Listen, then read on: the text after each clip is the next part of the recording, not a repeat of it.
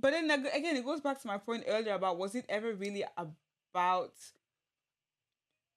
Donald Trump doing this in a way that is also considerable of others in these countries? I mean, he has referred to these countries as, excuse my language, shithole countries in the past.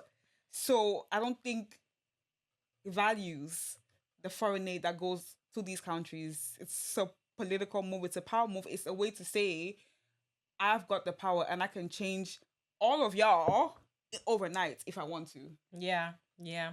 A little reminder for everyone, basically, to be like, yeah, we can exercise these rights, and they did, Yeah. and they did.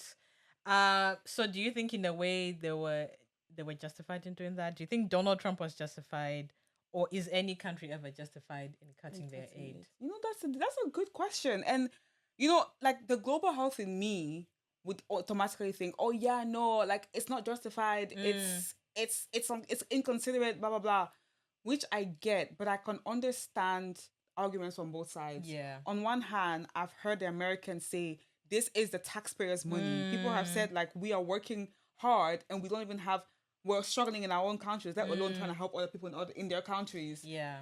And on the other hand, there is the fact that, huh, viruses have no borders. Yeah. Pandemics have no borders. Yeah? Yeah. So you may not have it now, but how often do you travel? There's globalization, which means you're likely to contract diseases from other countries that may not be prominent in your own space, which means it is everyone's concern. The moment we leave one person behind, everyone else gets affected. So let's stop this whole like, oh, I'm only caring for my own citizens. I'm a national citizen, blah, blah, blah. We are global citizens at the end of the day. So whatever happens in neighboring countries or even in countries that may be across the continents or in a different continent to you, it's gonna catch up to you eventually. So yeah. But just to add on to that, sorry, I'm just gonna, Yeah. have more.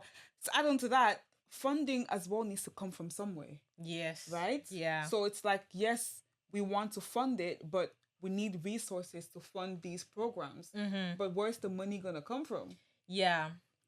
So here's my thing, right? I feel like, to some extent, it can be justified to take that funding. Especially, like you're saying, to your point, that you have your own problems that you're dealing with domestically and at home. Yeah. So why are you now also taking a huge amount of money, like in the US's case, like billions of dollars, Yeah. and throwing them Yeah. to overseas countries? Yeah. But then,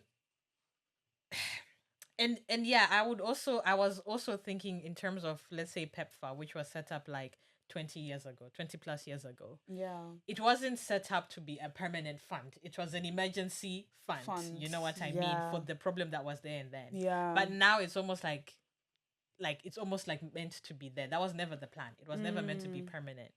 So to me, at some point, a lot of countries that were receiving that aid should have like started to work towards being able to finance their own programs. Yeah.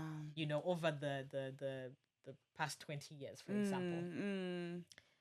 On the other hand, Yeah. like we're saying, people do need resources and the money does need to come from somewhere.